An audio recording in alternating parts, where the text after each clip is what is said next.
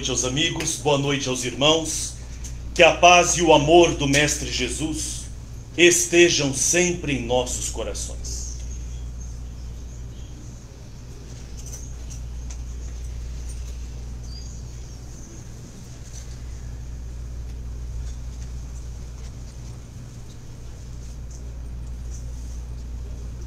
A presença de Jesus no mundo foi o resultado de uma grande programação espiritual. Acompanhando o progresso da humanidade, quando os espíritos mentores do nosso planeta, capitaneados pelo Cristo, verificaram que a humanidade estava suficientemente desenvolvida para receber o código ético que governa o universo, pediram ao próprio governador que viesse ao planeta. Ele poderia ter enviado embaixadores, ministros, representantes, mas veio o próprio governador, desceu dos céus como uma estrela diamantina, vestiu-se de luz, de calor, de verdade, e veio ter as sombras humanas. O seu trabalho colossal, gigantesco, de amor à humanidade, encheu o planeta de sabedoria, de conhecimento, objetivando libertar os homens das próprias angústias. Todavia, como é próprio dos mundos pouco desenvolvidos, nem todos souberam aproveitar as suas instruções. Aquele homem extraordinário, representante legítimo do amor, que traduzira a mensagem celeste com mestria, fora brutalmente assassinado. Os seus seguidores sofreriam 300 anos de perseguições. E as perseguições cristãs eram crudelíssimas. Na loucura do imperador Nero, a partir do ano de 64, amarrava-se a perna direita de um cristão num cavalo, a perna esquerda do mesmo cristão em outro animal da mesma espécie, e os equinos trotavam em direções opostas, dilacerando os filhos do Evangelho. Nas arenas nós imaginamos que apenas leões devoravam os seres humanos cristãos. E falamos isso como se estar diante de um leão fosse algo simples. Mas além dos leões, ursos terríveis eram apresentados para promover o circo do Império Romano. E o urso mata de maneira muito peculiar. Primeiro ele brinca com a vítima. Quando cansa, crava as unhas no peito e mata o cristão, abrindo-o de dentro para fora. Mas não era só isso. Na loucura do filho de Júlia Agripina, os cristãos eram atados aos postes do martírio, e homens especialistas na arte de matar lançavam flechas incandescentes, e quando elas traspassavam os cristãos, eles queimavam de dentro para fora. Mas não era só isso. Na loucura dos imperadores romanos, eles faziam fogueiras intensas que crepitavam, traduzindo a maldade dos homens. Colocavam cadeiras de ferros na fogueira, e quando elas ficavam incandescentes, grossas correntes de ferro tiravam-na e obrigavam os cristãos a sentarem nelas para que morressem da forma mais cruel. Mas não só isso. Nas lupercais, nas bacanais, nas saturnais, que eram festas promíscuas do Império Romano, em que eles se relacionavam sexualmente nas praças públicas, os cristãos tinham as suas roupas embebidas em resina inflamável, eram atados nos postes altíssimos, alguém lançava uma seta incandescente e os cristãos tornavam-se tochas humanas para iluminar a perversidade e a devassidão dos romanos.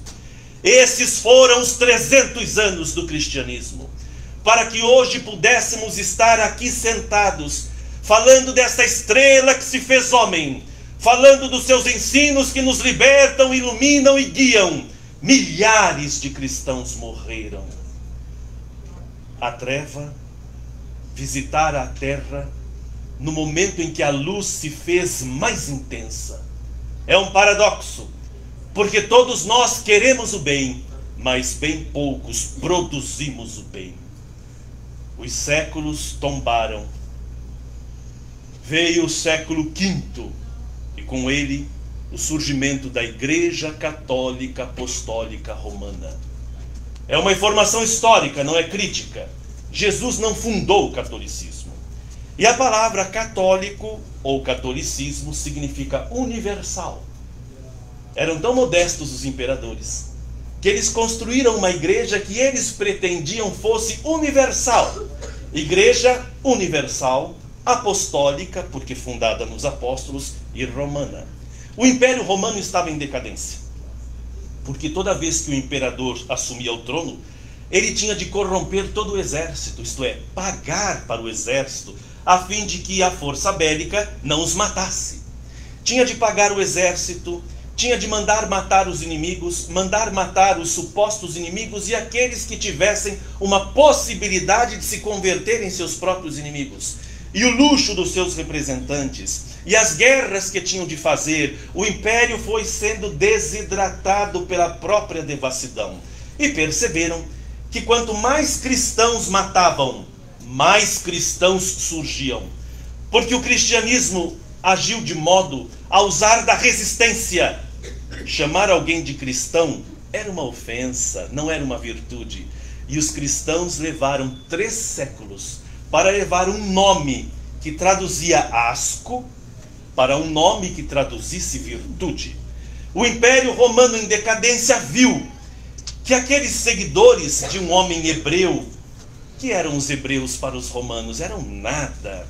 Era um povo arrogante. Jerusalém era uma terra distante, árida em algumas regiões.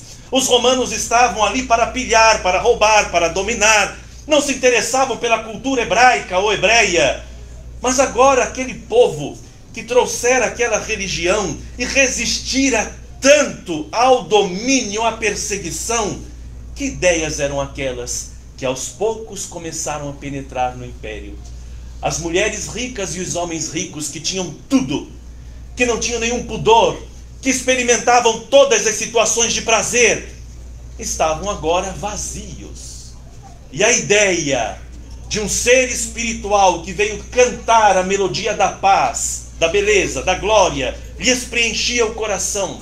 Os imperadores, os políticos da época, começaram a perceber que poderiam usar daquela ideologia para dominar os povos. E então surge a Igreja Católica Apostólica Romana.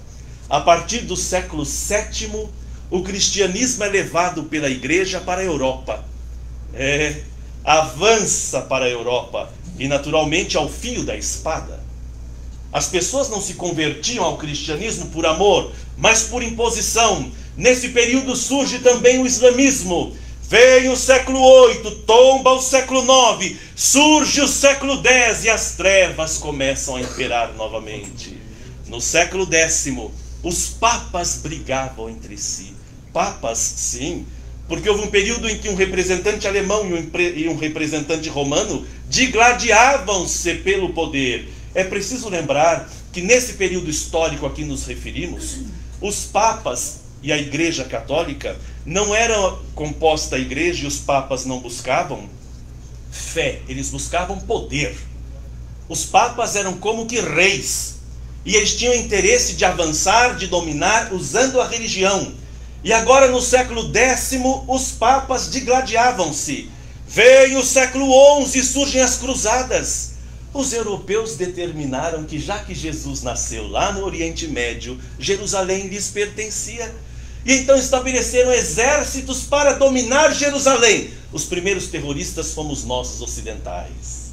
E nessa ideia, eles começaram a insuflar. Pedro, o eremita, que era um religioso muito fervoroso, saía pelas ruas convidando homens e mulheres para invadirem Jerusalém como se ficasse à esquina.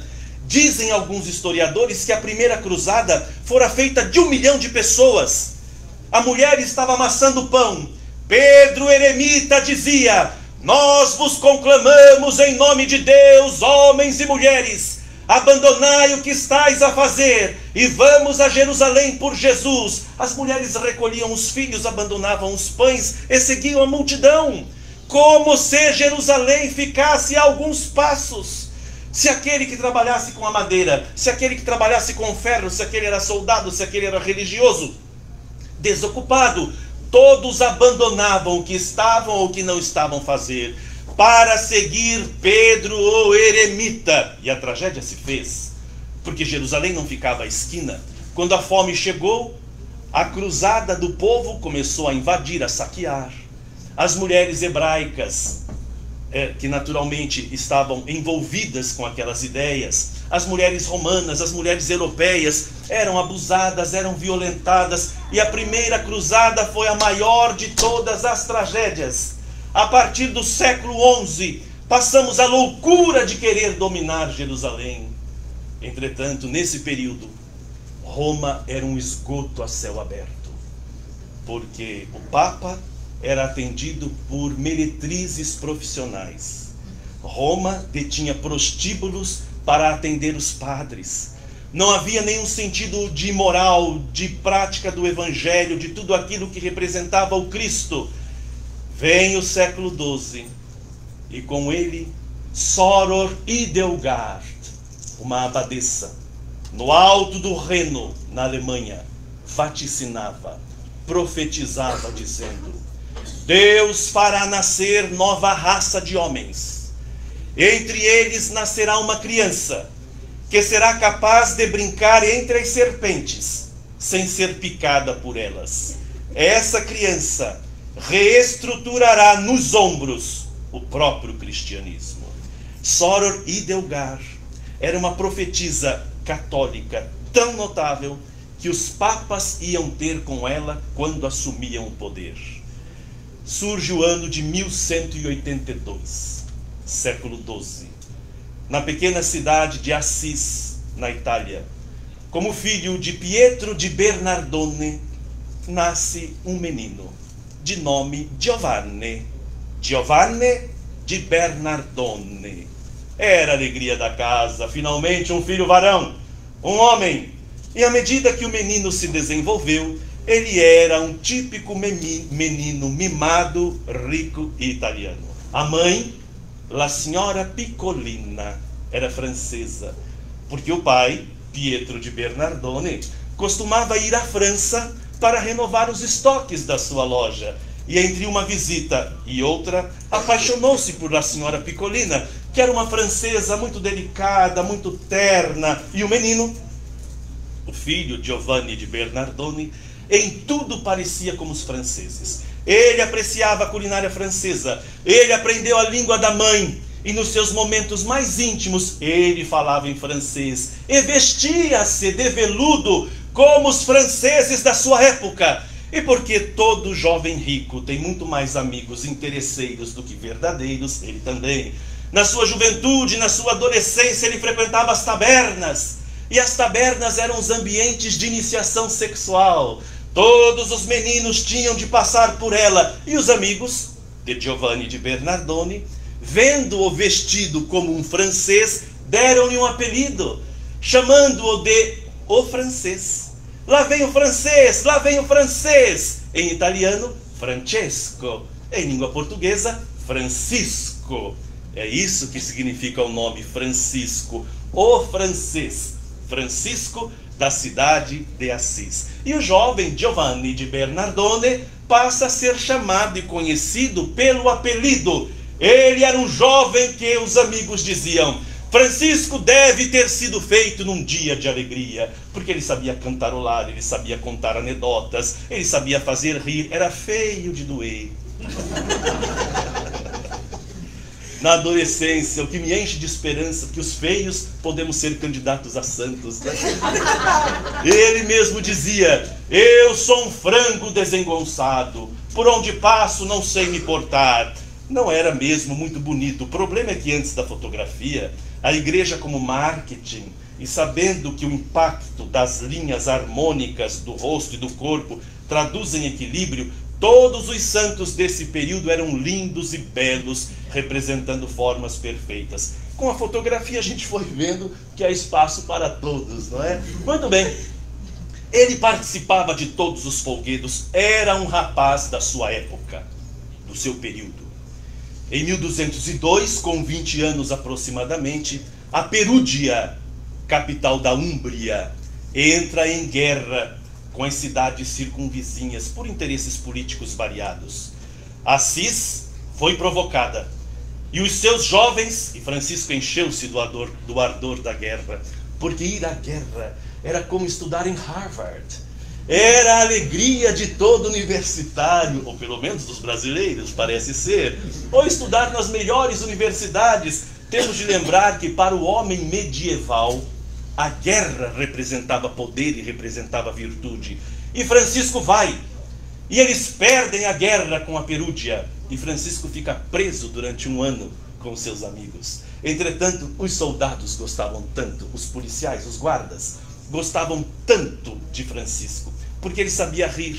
Ele era alegria no ergástulo, na cadeia, na prisão, de modo que quando a Úmbria voltou a fazer amizade com Assis e os meninos foram soltos, os guardas não queriam libertar Francisco.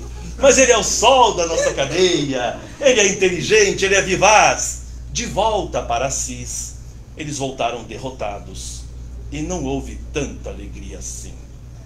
Passaram-se os dias, passaram-se os meses. Francisco é reintegrado à sua atividade quando o Papa convida os jovens italianos para a nova cruzada. Francisco se apresenta. Desta vez o pai manda buscar um cavalo, puro sangue. Manda buscar a mais reluzente armadura. Dio santo, um filho para a guerra, Francesco. Abraçaram-se. O pai era do tipo obeso, imenso, por uma razão. Na Idade Média, as pessoas mostravam que tinha dinheiro através da alimentação que consumiam. Ter um corpo com reservas de gordura representava que tinham que comer. Ter um corpo ausente de gordura representava que a pessoa era pobre. Então ostentava-se os valores, a riqueza. Hoje nós trocamos isso pelas marcas das roupas que usamos, não é? Ostentamos marcas para dizer quem somos, de onde viemos. Nessa tolice, o pai encheu-se de orgulho. La senhora Piccolina, mãe, encheu-se de amargura, como toda mãe. Francisco para a guerra. O meu filho é um homem tão delicado nos tratos, tão envolvido com a intelectualidade, gosta de estudar, gosta de saber, de conhecer, mas ele ficou encantado, ir à guerra, experimentou a armadura, houve uma festividade na Praça de Assis, ele foi e tratou logo de dizer às moças que lá estavam presentes: eu trarei os louros da vitória. Em uma ocasião, uma pessoa ouviu essa palestra e disse assim: nossa, mas ele vai trazer papagaios? Eu disse: não. Louro da vitória, aquele tempero que a gente costuma pôr no feijão, é uma planta que quando verde é trançada, foram os gregos que inventaram, né? E colocar a tiara de louro desta erva representa a pessoa vitoriosa. Vejam como ele era culto. Eu trarei os louros da vitória. E as moças lançavam os lencinhos brancos, encantadas com aquele jovem e aqueles outros hercúleos, muito fortes, muito belos, cabelos encaracolados ao vento. Francisco não. Ele era fora dos padrões medievais. Aconteceu que despediu-se da sua mãe, que o abraçou largamente. O pai, orgulhoso, era daqueles que não abraçava, que não cumprimentava, mas vocês sabem bem os italianos, como eles falam com as mãos, como eles são acelerados, como eles são elétricos. Mas vá, Francesco, andiamo via! Ele levou a armadura, levou uma lança, o cavalo puro sangue, e seguiram adiante. Quando estavam com algumas horas de viagem, Francesco fora acometido por um mal-estar, uma febre. Não era a primeira vez que aquela febre o visitava. A mãe já conhecia, por isso ela estava amargurada. Era uma febre que desde a infância, de tempos em tempos, surgia. E Francisco parecia delirar, dizendo que via anjos, que via luzes, desde os anos verdes da sua existência. Mas agora ele estava na vida adulta, ao redor dos 20 anos. Estava indo à guerra com seus amigos, com seus compatriotas. E aquela febre não. Ele mesmo disse de novo: não, eu estou indo à guerra. E porque queimara de febre, não sustentava-se sobre o cavalo. E os amigos disseram: Francisco, não. Para a guerra doente, não. Você vai atrapalhar. Encontraram uma estalagem à beira do caminho. Deixaram-no lá. Tomaram cuidado para que as despesas fossem pagas, e pediram ao proprietário que cuidasse dele. Eles sabiam que aquela febre iria desaparecer, que ele restabeleceria a saúde, porque no histórico de amizade daquele grupo, eles estavam cansados de ver aquela febre de Francisco. Bem, ele delirou por 3 noites. E no amanhecer do 3º dia de delírio, ele viu uma luz e ouviu uma voz que lhe disse: Francesco, retorna para a tua casa, e lá te será dito o que deves fazer. Retorna, Francisco, volta. Ele acordou de sobressalto, absolutamente curado. Não havia vestígio da febre. Pensou que era um delírio. Mandou vir o proprietário da estalagem, agradeceu, o serviçal o ajudou com a armadura. Ele posicionou-se sobre o cavalo. Quando pegou da brida para dar ordens ao animal na direção, as suas mãos ficaram paralisadas. Mãos intangíveis se sobrepuseram sobre as suas, e ele não conseguia dar a direção ao animal. O animal foi na direção de retorno para casa. Francisco fica apavorado. Retornar para casa? Desistente de guerra? Um covarde? Não. Entretanto, quando ele quis lutar contra aquela força que se impunha, ele entra em êxtase, naquilo que Allan Kardec, em O Livro dos Médiuns, definiria como o mais alto grau de expansão perispiritual. Ele caiu em êxtase, os olhos desmesuradamente abertos e vítreos, imóvel, até que, quando volta à realidade, ele estava diante dos portões de Assis, na sua casa, mas o caminho não era aquele, a guerra não era lá. Ele pega da brida para retomar o caminho, mas mãos intangíveis paralisam as suas, e o animal, como que guiado por um ser invisível, rompe os umbraus de Assis. Ele conseguiu levar a lança, cabisbaixo, retirou o elmo, via-se um risco da lança nas ruas poeirentas da cidade, e o povo que o reconhecia: mas não é Francesco? Logo um alarido se fez: não é o filho de Pietro de Bernardone? Ele não voltou da guerra? E uma senhora muito discreta começou a gritar: covarde! Covarde! O filho de Pietro de Bernardone retornou da guerra! Covarde! Ele estava tão atordoado com aquilo que não conseguiu raciocinar. Quando chegou a casa, a senhora Piccolina saiu às pressas, fez um sorriso de orelha a orelha, chamou os serviçais, ajudaram a descer do cavalo, retiraram as armaduras, mas ele parecia estar hipnotizado. Filho mio, ele não sabia explicar o que acontecera. A senhora Piccolina o encheu de beijos, levou-o para a intimidade da casa, fez que trouxessem uma sopa. E uma voz muito carinhosa foi avisar ao pai: Pietro de Bernardone, que estava na loja. Já sabes da novidade, senhor? Teu filho retornou da guerra com um covarde. Ah, não. Francesco é sangue do meu sangue. Não. Francesco não retornaria da guerra. Pois retornou. E daqui a pouco veio outro. Já sabes. E outro. Covarde. E outro. Teu filho. Pietro de Bernardone ficou alucinado. Saiu com a velocidade de um raio e chegou com a fúria de um trovão.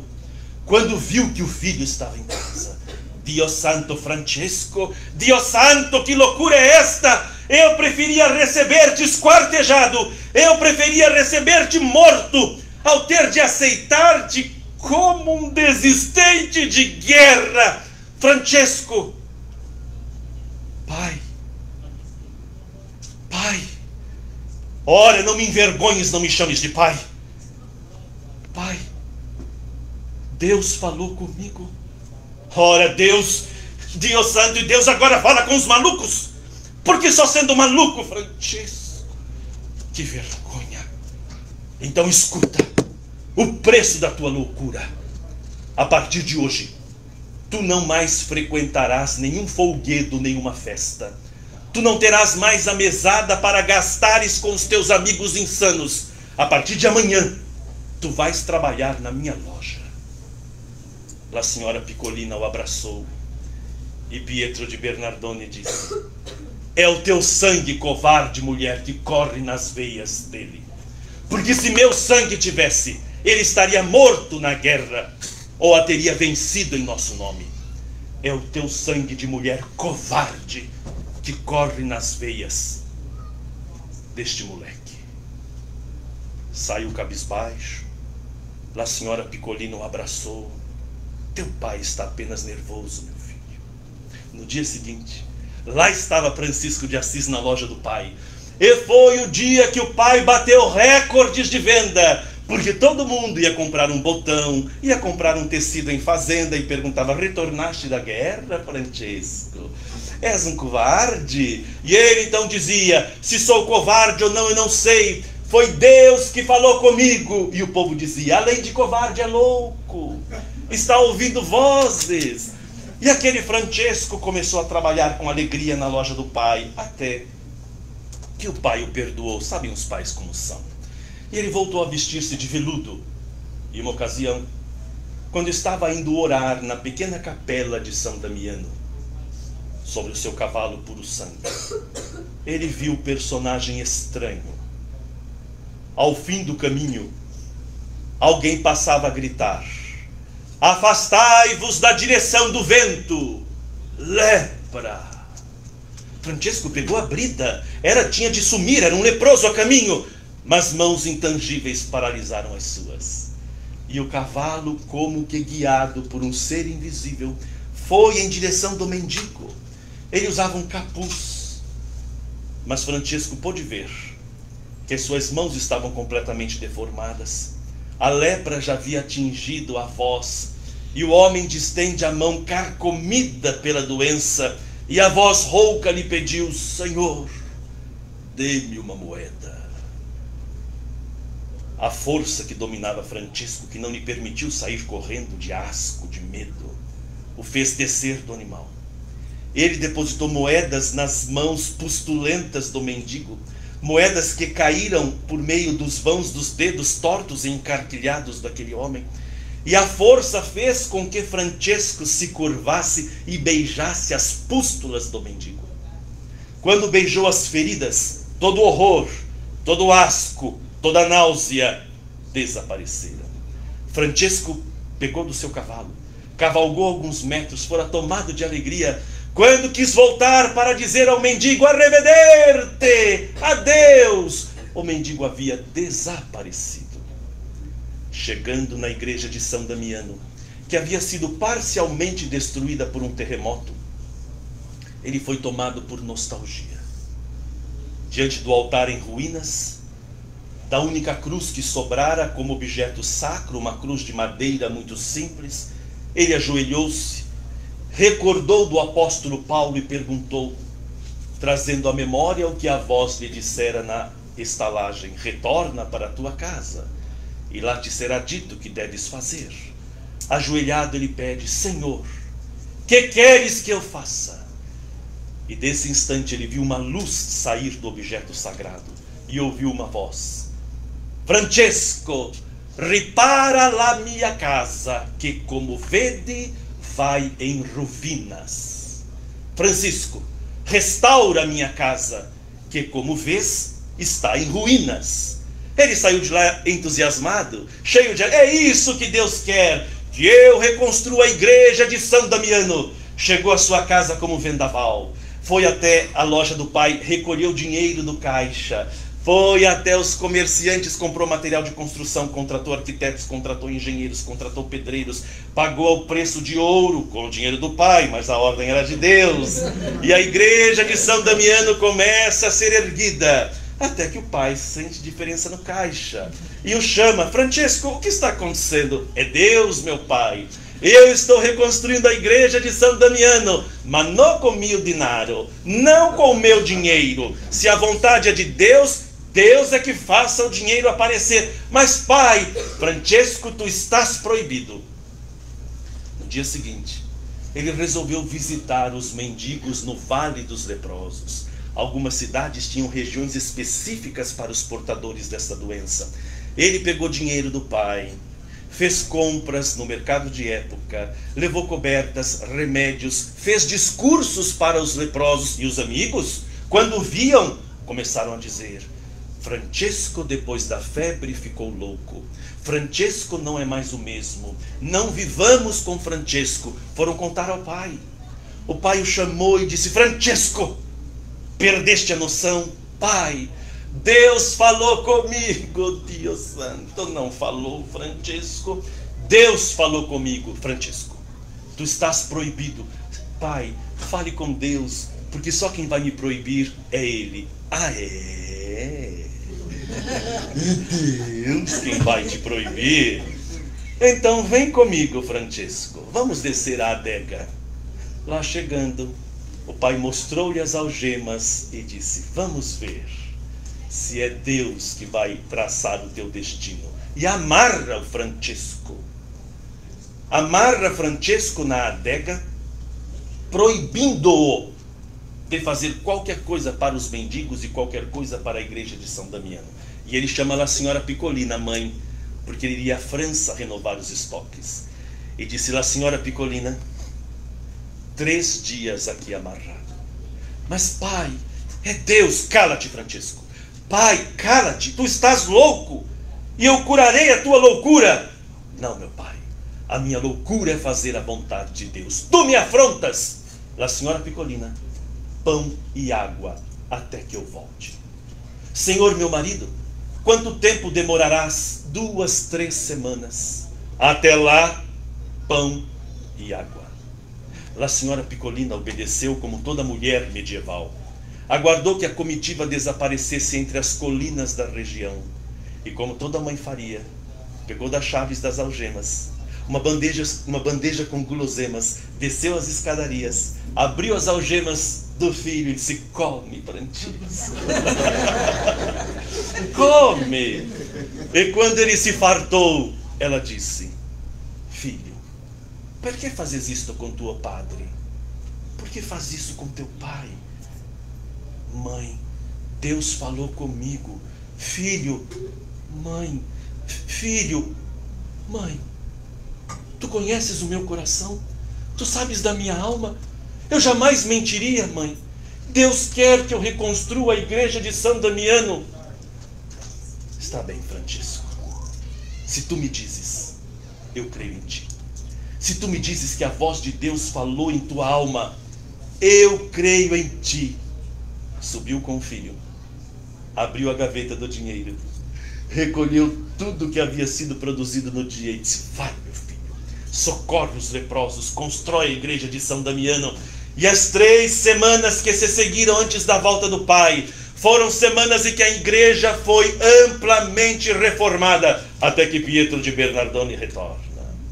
Ele chegou às pressas, abriu a porta num golpe, o peito arfava, desceu as escadarias e quando viu as algemas ao solo, gritou: La senhora Piccolina!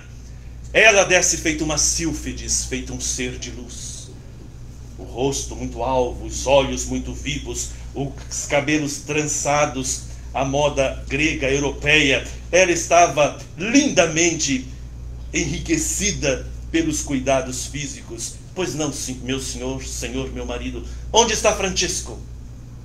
Está cuidando das coisas de Deus. Marido, Deus falou com ele. Ora, mulher, enlouqueceste também? E deu-lhe a destra com tanta força no rosto alvo, que a marca dos seus dedos ficaram ali registrados.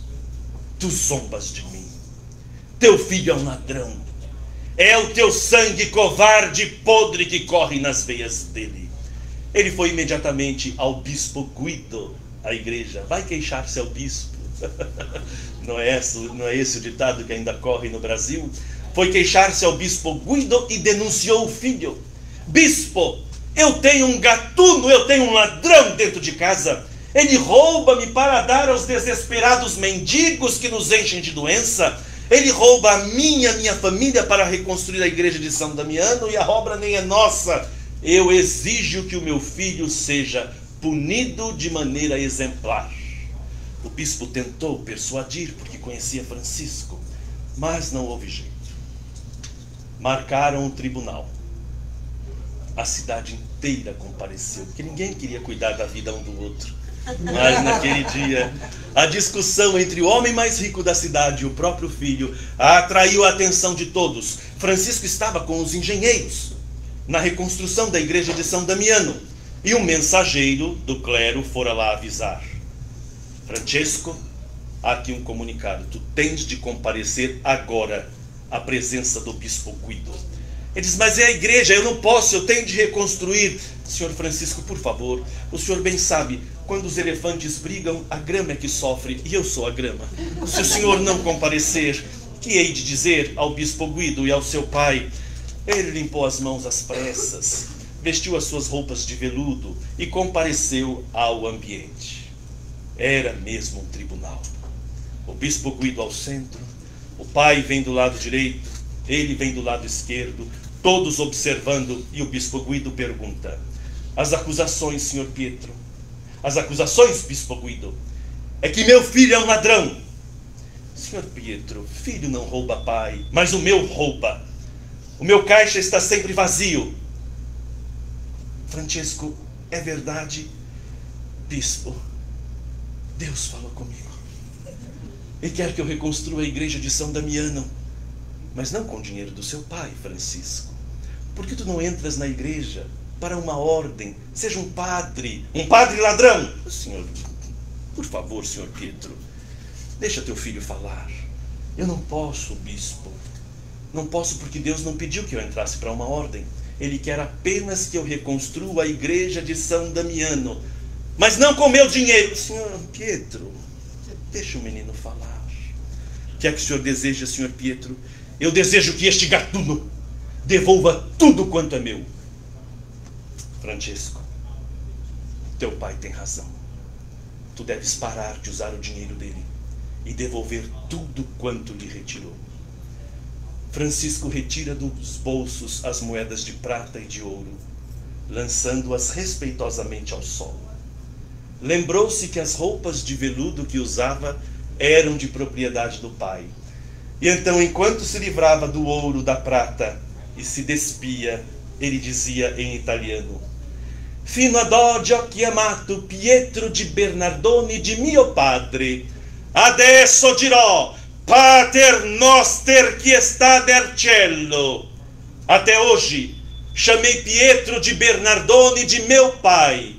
Doravante direi: Pai nosso que estás nos céus. E como as roupas pertenciam ao pai, e o pai queria tudo que lhe pertencia, ele ficou absolutamente nu. E o povo ficou desesperado. As mulheres tampavam os olhos e olhavam entre os dedos. Os homens zombavam, criticavam, e o bispo Guido retirou a própria capa, um vermelho caracala, ornado com fios de ouro, e envolveu o corpo do jovem, que ele passara a admirar com mais intensidade a partir daquela noite. Que jovem é esse que é capaz de abandonar a riqueza do pai, a vida de glória e de luxo, para reconstruir uma igreja que serve aos homens? Que ser humano é esse que é capaz de abandonar a vida de Fausto, de riquezas, para trabalhar por uma obra de amor à humanidade? E o povo, tensionando linchá-lo, fez com que o bispo Guido o retirasse do ambiente por uma porta especial. E ele se viu só, envolto pelo manto caracala do bispo. A multidão se desfez, ele foi ao longe, ainda sentia-se a presença do inverno, e Francisco começou a gritar: eu sou o homem mais rico do mundo, porque tenho o evangelho no coração. Eu sou o príncipe dos príncipes, porque trago as verdades do infinito em minha alma. E ladrões das cercanias começaram a ouvir que estava chegando o príncipe dos príncipes.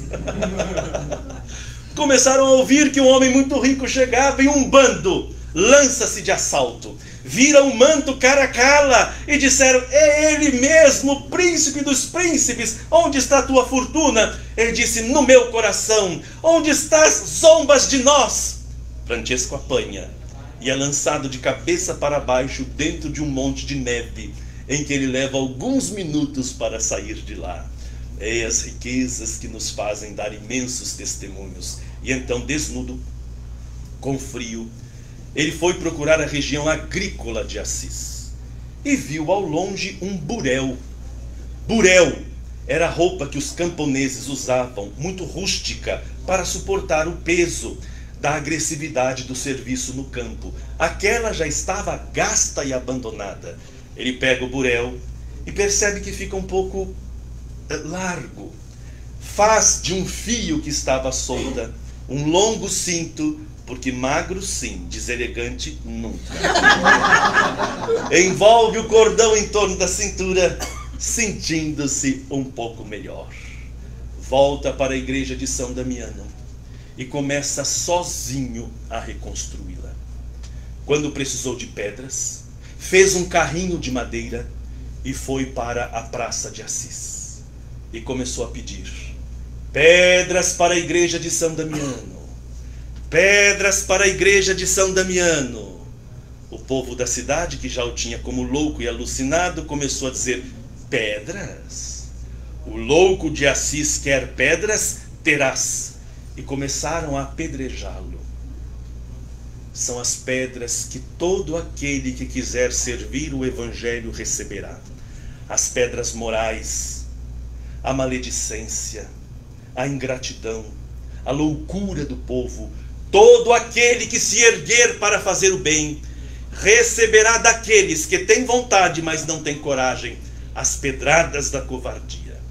Francisco fez do próprio dorso um escudo. As pedras que o lançavam, as costas amorteciam. Ele abaixava, recolhiam as pedras que representavam a violência e colocavam no seu carrinho. E o povo que o estava amaldiçoando, vendo naquela resistência, encheu-se de íntima compaixão. Logo uma voz gritou: parem! E os demais vieram ajudá-lo, e o carrinho ficou tão cheio de pedras que ele não tinha força para levar.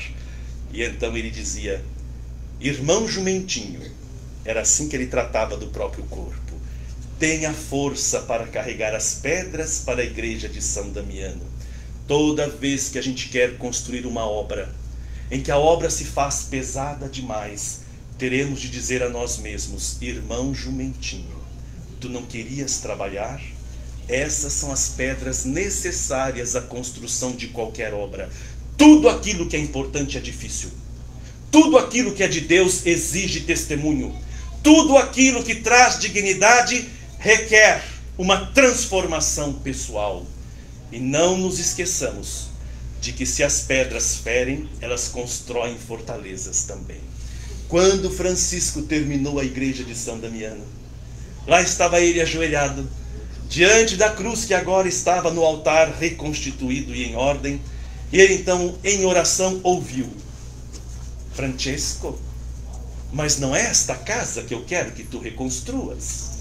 Então ele disse: ah, mas agora que ficou pronta, o senhor veio falar. Ele não falou isso não, mas se fosse eu, falaria. Se fosse eu, falaria. Quando termina a obra que Deus vem falar? Não era Deus, naturalmente, eram os mentores espirituais que acompanhavam Francesco. Francesco, não é a igreja de pedras que eu desejo que tu reconstruas, é a igreja moral, Francesco. É a igreja que está destruída pelos homens, é a igreja que deveria amar e está desvirtuada, é a igreja que deveria ficar na caridade e está debatendo assuntos que não são importantes e não são de propriedades da igreja. Francesco, reconstrói a minha igreja. E a voz de Deus chega até nós, os espíritas, nos dias de hoje. Reconstruamos o cristianismo na terra. Façamos das nossas casas espíritas templos onde a verdade ilumine o povo.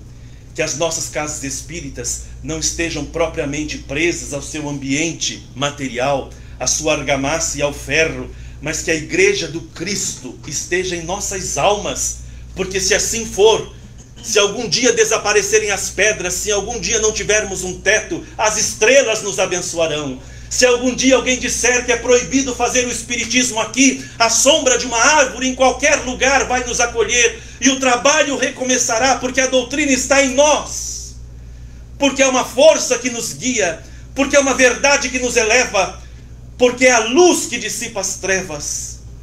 E então Francisco, a partir desse dia, no crepúsculo da tarde, começava a fazer discursos na praça principal.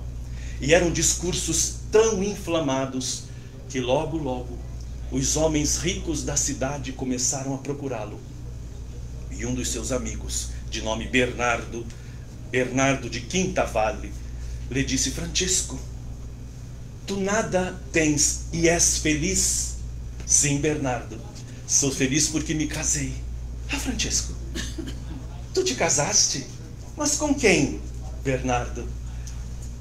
Eu me casei com Dona Pobreza. E Dona Pobreza é tão simpática, porque a nossa casa, a nossa cama, por exemplo, é de pedrinhas que se encontram em qualquer lugar. E quando Dona Pobreza deseja algo melhor, sopra o vento e as folhas das árvores caem e a nossa cama fica bem confortável. Bernardo, Dona Pobreza não é ciumenta e ela adora ter vários maridos. Francesco, tu és feliz sem nada? Eu sou. E eu que tudo tenho não sou feliz. Francesco, tu me aceitas? Temos de perguntar para a Dona Pobreza. Se tu quiseres, doe os teus bens e trabalhemos todos pela obra do Cristo. Bernardo de Quintavar, naquele dia, procura o bispo Guido e doa todos os seus terrenos, trouxe as burras cheias de ouro, depositou diante do altar e tornou-se o primeiro companheiro de Francisco. Logo, logo, eram cerca de 12 homens que dormiam juntos. Não existia desodorante, não existia pasta dental. Sabe como é que se escovavam os dentes nessa época? Com determinadas folhas aromáticas. E quando eles se equivocavam e recolhiam folhas venenosas, muitos morriam tentando a higiene bucal, não é? Eram homens e Francisco começa a ensiná-los, a prepará-los, a instruí-los. Francesco começou a ter fenômenos psíquicos, entre eles clarividência. Uma ocasião veio uma tempestade de neve e todos os seus companheiros se perderam, porque a tempestade alterou o panorama. E numa clarividência, Francesco viu onde eles estavam e, guiado pelos amigos espirituais, conseguiu a todos socorrer. Bem, o movimento cresceu e o bispo Guido chamou Francisco e disse: meu filho, tu não podes ficar desse jeito, tu estás fundando uma ordem e tu necessitas da autorização do Papa. Inocêncio III, o Papa da época, precisa ser consultado. Quero que tu saibas que eu já mandei um mensageiro e eu mesmo pedi ao Papa que te recebesse em meu nome. Vai, Francesco, e fale com Inocêncio III. Pede a ele para que tu fundes uma ordem, a ordem que vai reviver o cristianismo na essência. Mas Francesco era um garoto esguio, descabelado, pobre e faminto. Com o seu grupo eles foram a Roma, a pé. Foram recebidos pelo protocolo. Acharam estranho um bando de mendigos, de miseráveis, mas eles estavam portando a carta do bispo Guido. E o mensageiro levara a carta original ao Papa, eles estavam com a cópia. Viram o timbre, o protocolo autorizou, e o Papa, quando os viu, aquilo era tão diferente que, por interesse, o Papa resolveu ouvi-los. Pois não, meu filho, vieste por parte do bispo Guido? Sim, santidade. E vim, dize, meu filho, vim pedir-te autorização para fundar uma ordem. Uma ordem, meu filho. Uma ordem que reviva o cristianismo na essência. Uma ordem em que a gente possa fazer da nossa experiência manjedoura. Uma ordem que possa falar aos corações. Uma ordem que a natureza seja o nosso templo. Uma ordem onde a verdade seja apresentada não por palavras, mas pelo exemplo. Ora, meu filho, eu já vi o rascunho da tua ordem. É muita exigência. É muito fechado, ninguém mais vive isso. Essas coisas estão nas páginas do Evangelho, mas já caíram de moda. Eu já vi muitas pessoas assim empolgadas com a tua presença. Não, meu filho, volta para casa, vai em paz, deixa este grupo. E tu estás tão desgrenhado com o cabelo, tu nem deverias te apresentares assim diante da santidade, o Papa. Teu pedido está negado. Francisco se retirou e os seus seguidores ficaram espantados. E ele disse: acalmai-vos, tudo dará certo. Procuraram uma praça em Roma, adormeceram, menos Francisco. No Vaticano, Inocêncio III dormia e o plano espiritual começou a agir. O Papa teve um sonho. Sonhou que a Basílica de São João de Latrão era sacudida por um terremoto. Era destruída nas suas partes principais, mas repentinamente alguém, um jovem esguio, magrinho, descabelado, sustentava a viga principal num dos ombros. O jovem magrinho do sonho vira-se para o Papa Inocêncio III E no sonho ele reconhece que era Francisco, acorda, comovido, desesperado, e entendeu. É ele que vai reformar a igreja, é ele que vai sustentar tudo isso que representa a podridão dos nossos seguidores, é ele que vai sustentar a luz perante as trevas, é ele que vai trazer a vida saudável àqueles que estão apodrecidos moralmente. Chamai-o! Nesse instante, Francisco teve uma vidência. Ele viu uma grande árvore, uma macieira que crescia e que depois ele se agigantava. E a macieira se curva e ele colhe o fruto. Mandou chamar os amigos. Acordai-vos, acordai-vos. Em breve teremos boas notícias. Ele ainda falava quando ouviu-se o tropel dos cavalos. Eram os guardas do Vaticano e um representante. O Papa deseja ver-te. Quando Francesco lá chegou, a santidade lhe disse: meu filho, tu vais restaurar a nossa igreja. Eu já mandei avisar o bispo Guido. Eu te dou a autorização verbal para que a tua ordem seja fundada. E em breve mandarei os documentos. Vai, meu filho, porque os guardas já foram na frente. Quando Francesco chega, porque os guardas foram a cavalo, Francesco foi a pé. Quando os guardas chegam, o bispo Guido já colocara a cidade em festa, porque um filho de Assis, abençoado pelo Papa, autorizado a fundar uma ordem, era um privilégio que ninguém jamais havia recebido. Então havia festa, havia bajulações, o povo estava comovido. E então eles colocaram a igreja de São Jorge para receber o povo. Mas a capela ainda não estava terminada, foi preciso envolver um outro ambiente ainda maior. E quando Francisco chegou para fazer o pronunciamento, o bispo Guido colocou os familiares de Francisco na primeira fila. E entre eles lá estava o pai, Pietro de Bernardone, que ajeitando a calça, a roupa, dizia: ele tem o meu sangue, é o meu sangue. Não é qualquer um que tem o filho abençoado pelo Papa. Naquele dia Francisco fez um discurso tão comovente, tão notável, porque ele era médium. Fez um discurso tão entusiasmado que uma certa jovem, cujo palácio tinha o quintal voltado para a igreja, da sua própria casa ouviu aquela voz.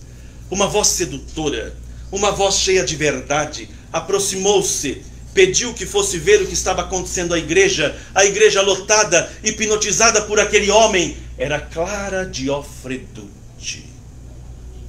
Ela encantou-se por aquele jovem.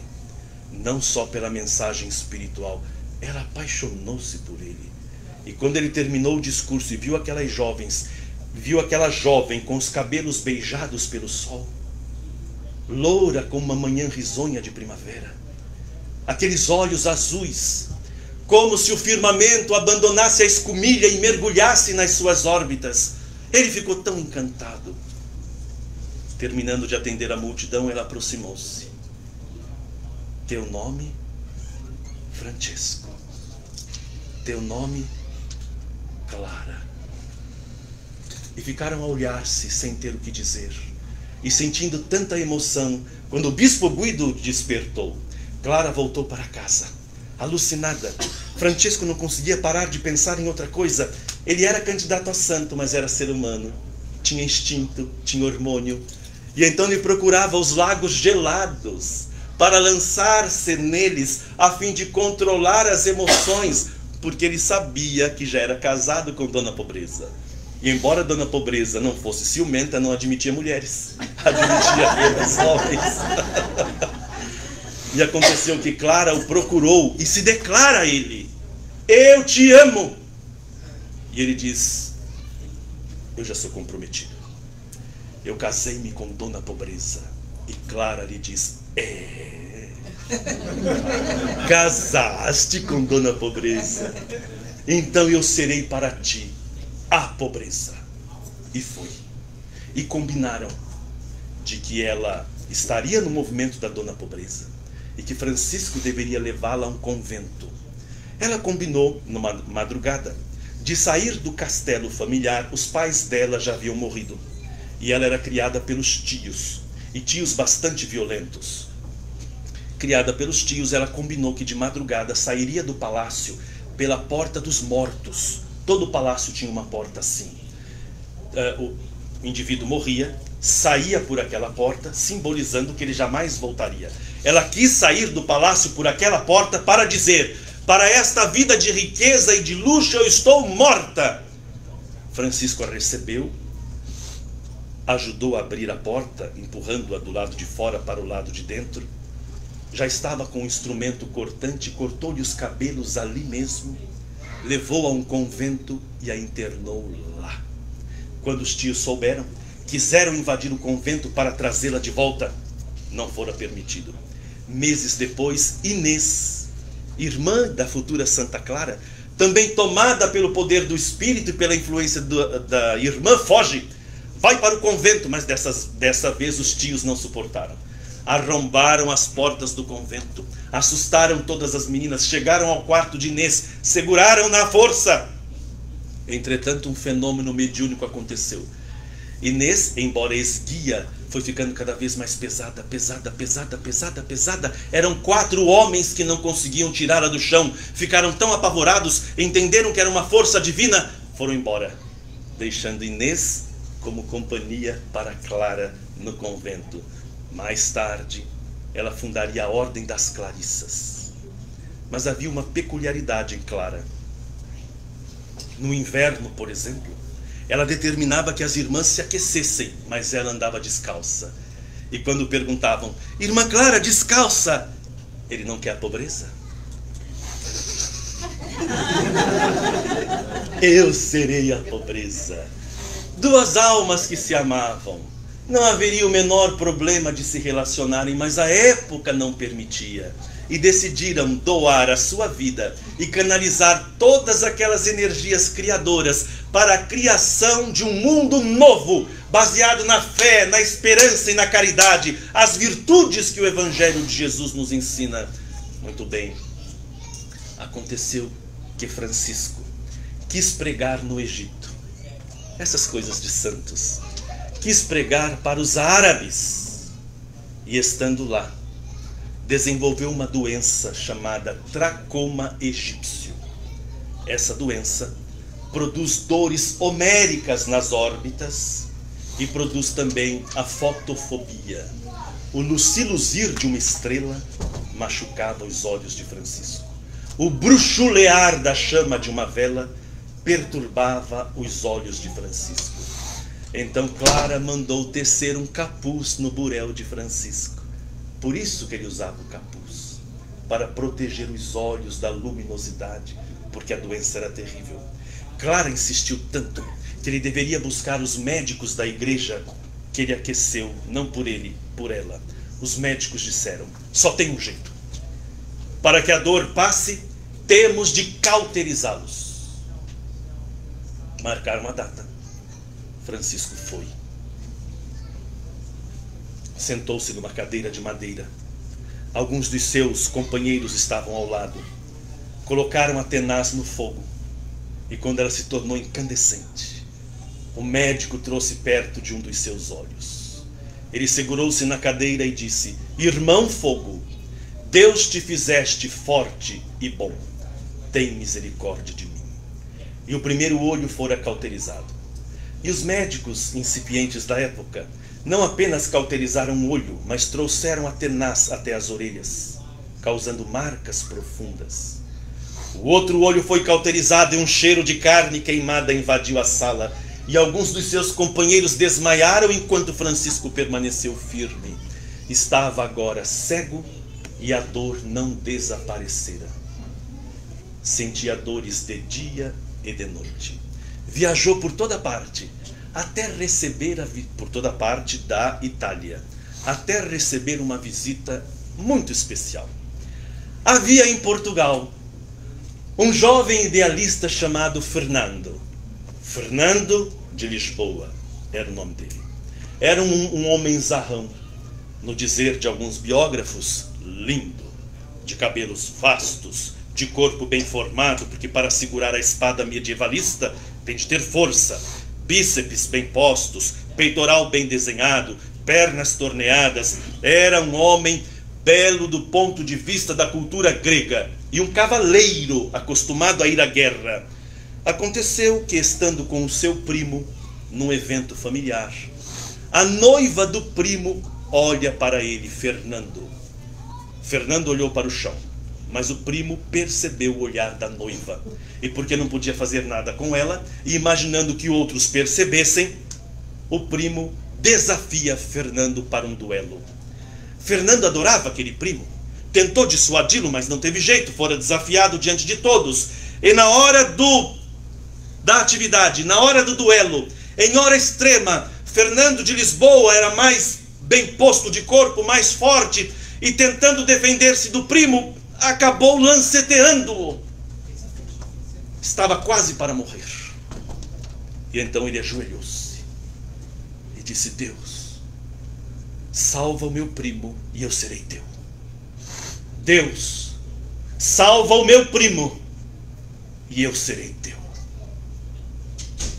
O primo foi salvo.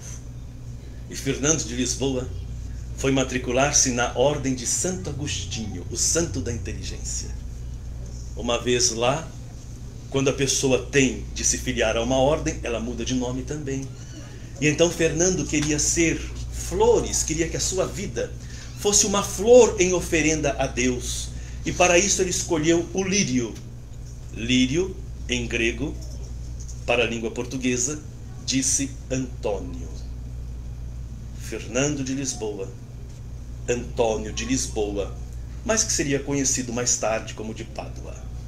Aconteceu que franciscanos foram parar em Lisboa porque estavam na direção do Marrocos, porque queriam morrer esfolados pelos árabes. Coisa do povo da Idade Média.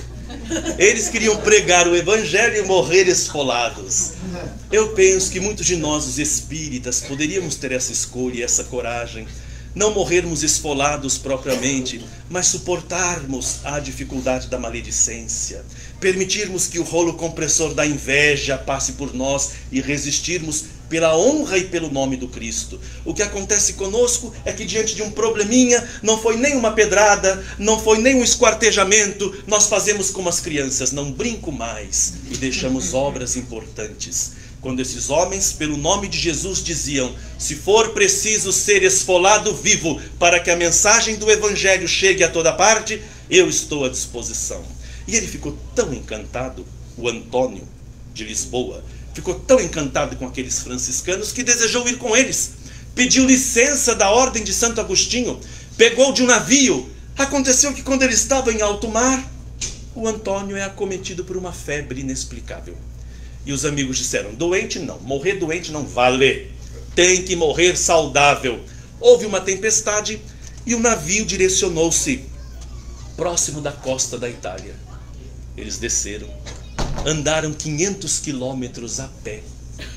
E aí houve um encontro notável. O jovem Francisco, já passando dos 30 janeiros, encontrar-se-ia com o jovem Antônio. Antônio era chamado pelos seus compatriotas de a Arca do Conhecimento. Ele tinha uma voz de veludo, e quando ele falava, a sua voz preenchia corações e ambientes. Ele tinha tanto conhecimento da Bíblia que ele era assim chamado, a Arca do Conhecimento. E quando ele soube da presença de Francisco de Assis na terra, encantado com os discípulos, ele pensou: como será o mestre? E então Francisco recebe. E eu fico imaginando como teria sido o encontro de São Francisco com Santo Antônio. Acontece que os franciscanos eram terríveis. Vejam o problema da nossa radicalidade. Francisco queria viver tanto o evangelho, tanto, que ele dizia que o conhecimento levava à imaturidade e à perdição do homem, e à vaidade. Então ele proibia que os seus seguidores estudassem, para que não fossem vaidosos. E assim os franciscanos, quando falavam de Jesus, falavam tudo errado. Citavam capítulos que não existiam, itens que não se correspondiam. E eles estavam no encontro. Quando Francisco se encontra com Santo Antônio, era num evento em que representantes da igreja estavam discutindo pontos da doutrina. E os franciscanos tinham que se pronunciar. Os que estavam presentes diziam: prepare-se para a tragédia. Vai ser o de sempre. Eles vão falar o horror. E então o São Francisco pede ao Antônio: lembram a arca do conhecimento, para que Antônio, representando os franciscanos, falasse naquele encontro. Quando aquele homem hercúleo, de cabelos encaracolados, de barba bem feita, assume a tribuna, e a sua voz tonitroante, como a presença de um trovão, invadiu a sala falando das verdades eternas, todos ficaram hipnotizados. Que homem é esse? Os franciscanos ficaram tomados de alegria. Alguns comoveram-se, outros aplaudiam, porque aquilo era verdade no mais alto grau, na mais bela amplitude. E ao fim do discurso, os aplausos foram inevitáveis. E ele então pergunta: Paizinho, era assim que chamavam São Francisco. Santo Antônio pergunta: Paizinho, qual é a minha missão? Meu filho, a tua missão é pregar o Evangelho a toda criatura. Vá e representa Jesus com todas as forças da tua alma. Santo Antônio tinha tantos fenômenos mediúnicos que quando ele falava, por exemplo, as pessoas ouviam-no a quilômetros de distância, sem microfone. E ele tinha outra habilidade, o que Ernesto Bozzano chamou de xenoglossia. A gente pensa que na Itália fala-se italiano. Não é verdade. Fala-se italiano nos grandes centros, Roma, Milano, Firenze, mas nas regiões distantes eles ainda têm os dialetos. Hoje, imagina na Idade Média, a gente deve a Dante Alighieri, como devemos a Camões na língua portuguesa, a unificação e a criação da língua italiana. Foi Dante Alighieri que assim o fez. E a sua obra magna, a Comédia, que mais tarde foi chamada de A Divina Comédia, contribuiu para isso. Mas não era só.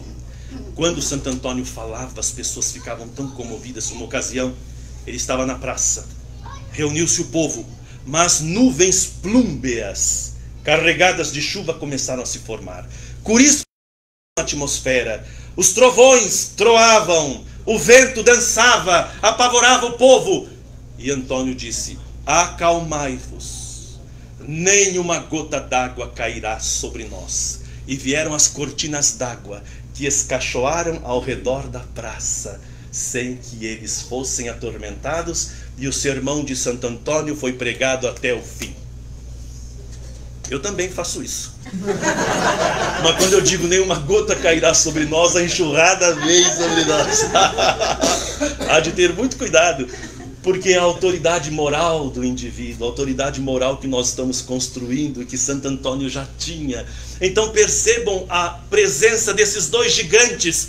E Francisco continua a sua jornada, até que o Papa Inocêncio III é tomado pela peste. Manda chamar Francisco, Francisco vai. O Papa morre. Ninguém comparece ao velório do Papa. Mas porque ele estava ricamente vestido, o povo não compareceu de medo de pegar a peste. E porque ele estivesse ricamente vestido, os ladrões apareceram. Levaram os anéis, os sapatos, as roupas. O Papa ficou nu, mas para ver o Papa nu, a multidão compareceu. E Francisco lá estava e reproduz o que ele fez no tribunal. Retira o seu próprio burel. Fica ele nu, Francisco. E o Papa Inocêncio III tem a honra de ser sepultado com as roupas de um futuro santo. Era hora extrema. Francisco já havia percorrido toda a Itália. Era o dia 14 de setembro, quando ele se ajoelha e diz assim: Senhor, eu queria tanto sentir no meu corpo as tuas chagas. Cego fisicamente, ele tem uma vidência. Vê um anjo com braços abertos, e esse anjo se transfigura numa cruz. E ele dá um grito, porque sentiu uma lança no torso.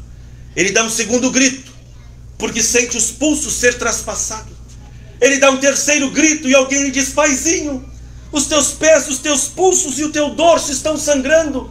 Paizinho, são as marcas do Cristo. Calai-vos e nada dizei a quem quer que seja. O problema não era sangrar. Os psiquiatras dizem que pessoas muito devotas, cujo pensamento é exclusivo para a área religiosa, e quando elas pensam muito no momento da crucificação de Jesus, eles dizem que alguns reproduzem os estigmas no próprio corpo. Deve ter sido isso que aconteceu com Francisco. Mas o problema não era esse. Os irmãos enfaixavam as feridas o sangue coagulava, e quando tinha de tirar a faixa para a higiene, pedaços da pele se soltavam, e a dor era lancinante. Francisco pregou o evangelho por onde pôde, renovou a igreja a partir do seu exemplo, fez da sua vida, porque a palavra igreja é do grego eclésia, ou para o latim eclesia, e significa agrupamento de fiéis. No movimento espírita nós evitamos usar essa palavra para não confundir com religiões que têm dogmas, mas as casas espíritas são igrejas, são eclésias, são agrupamentos de pessoas naquilo que de mais original há em relação ao cristianismo. E então Francisco renova com a vida, com o exemplo, deu testemunho único de que o cristianismo transforma vidas e transforma almas.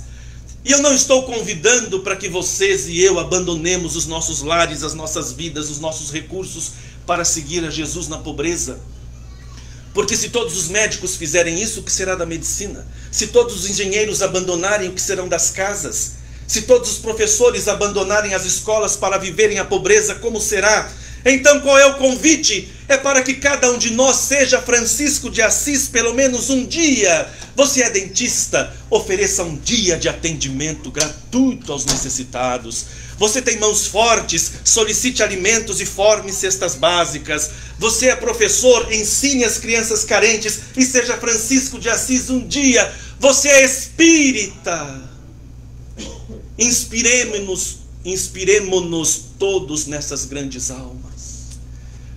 Porque os santos só têm sentido pelo exemplo que deixaram de superação, de reforma íntima, de entendimento da mensagem do Evangelho em benefício do semelhante. Meus irmãos, todos nós vamos retornar para o mundo espiritual. E de que maneira? O que apresentaremos na vida do infinito? Como as nossas mãos chegarão lá? Como é que o nosso coração será apresentado? O que vivemos, o que fizemos? Mas eu criei os meus filhos, é obrigação. Eu os eduquei, é obrigação. O que mais? Que marcas você deixará na terra?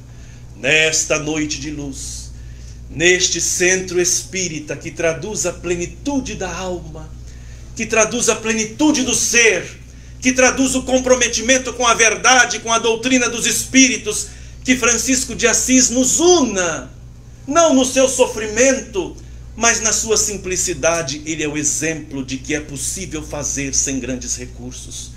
Se estivermos unidos, se estivermos em conjunto, poderemos deixar na terra uma obra que vai amparar milhares de pessoas. Um centro espírita no mundo é sempre a presença de Deus na terra. Onde estará Francisco de Assis? Com aqueles que se levantarem e suportarem as pedradas. Com quem estará Francisco de Assis? Com aqueles que socorrerem os miseráveis e necessitados. Com quem estará Francisco de Assis? Com todos aqueles que se colocarem para servir o Evangelho. Mesmo que para isso seja preciso fechar os olhos para o mundo, cegar-se para o mundo, a fim de entendermos Deus e enxergá-lo com maior amplitude e nitidez. Que neste centro, nesta hora, as presenças ilustres e iluminadas que cá estão possam fazer de cada um de nós representante da verdade, a fim de que onde houver trevas possamos levar luz, onde houver discórdia possamos levar concórdia, e que cada um de nós possa ser, em espírito e em verdade, um representante do Cristo. Muita paz.